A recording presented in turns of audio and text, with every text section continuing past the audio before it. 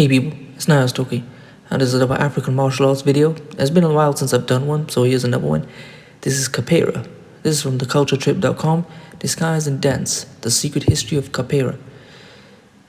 Capoeira is a martial art-infused dance which is thought to have originated in the 16th century in Brazil. Although today Capoeira has become somewhat omnipresent with the booming popularity of street acrobatics such as parkour, its history remains mysterious. Discover the story of this 500-year-old martial art and explore the best places to experience Capoeira in Brazil.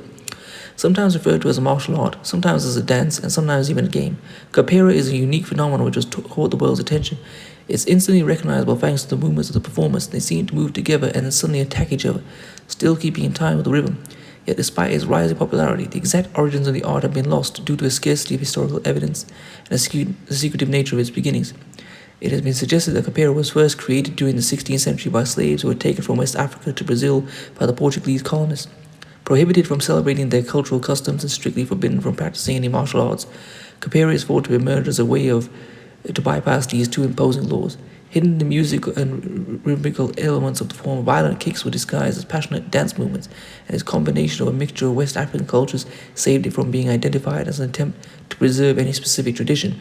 As such, Capoeira came to life as a survival tool, not only of self-defense, but also of cultural identity. Using Capoeira, many slaves escaped their masters and formed rebellion groups known as quilombos, creating communities outside of Portuguese control.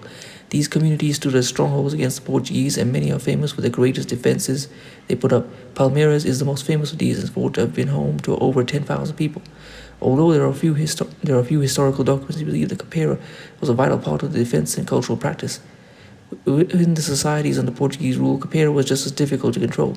With the growing cities that were formed during the late 17th and early 18th centuries, larger populations resulted in larger communities of slaves in smaller areas. This produced an expanding social culture for slaves, and Capoeira dominated as a popular form of entertainment. While there were examples of it being used for self-defense, many cases were simply competition or for leisure, creating a difficult dichotomy for the ruling class to react to. Despite this, the Capoeira dancers were punished for practicing, but the art form lived on anyway.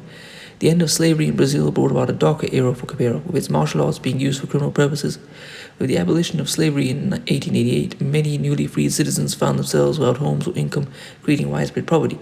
As Brazil's population expanded in the 19th century, crime exploded within the urban centers, and Capoeira was one of the many weapons used by criminal elements. Using fake names to avoid identification and concealing weapons such as razor-sharp barber blades, some gangs were trained in the art of Capoeira and caused problems throughout Brazil. Consequently, Capoeira was outlawed nationally in 1890, and those seen practicing it suffered severe consequences such as death or having their Achilles tendon severed. During this era, stories that were both romanticized and vilified Capoeira masters became widespread. One such figure was Nascimento Grande, whom legends portray as virtually invincible. Capoeira survived the near extinction he faced from illegality and was Mestre Bimba from Salvador, one of the last cities where Capoeira was still practiced, who rekindled the popularity of this art form. Presenting the cultural significance of Capoeira while also highlighting the attention it gave to tourists, Bimba successfully convinced Brazilian authorities of the cultural value of the art and was allowed to open the first Capoeira school in 1932, although not under the name of Capoeira, as this was still illegal. Bimba's strict approach to the martial art created new movements and choreographed attacks, which became known as regional. In the 1940s, the official ban was lifted from Capoeira, and this allowed two main streams to develop in unison: regional, which was influenced by Bimba's teaching, and Angola, which looked to the traditions of the art before it was banned.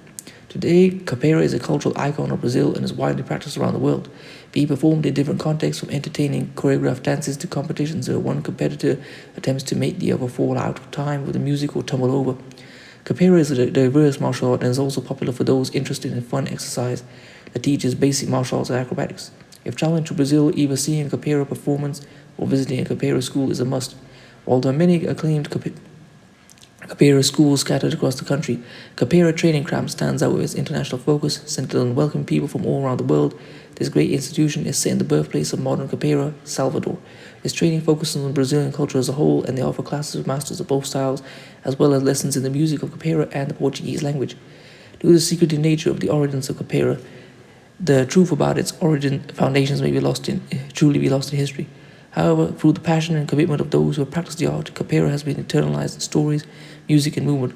While the past of Capoeira may be shrouded in mystery, the future of this cultural icon is as bright as ever. Well, I hope you've enjoyed that. Please comment, rate, share, and subscribe. I'm going to leave this article in the description.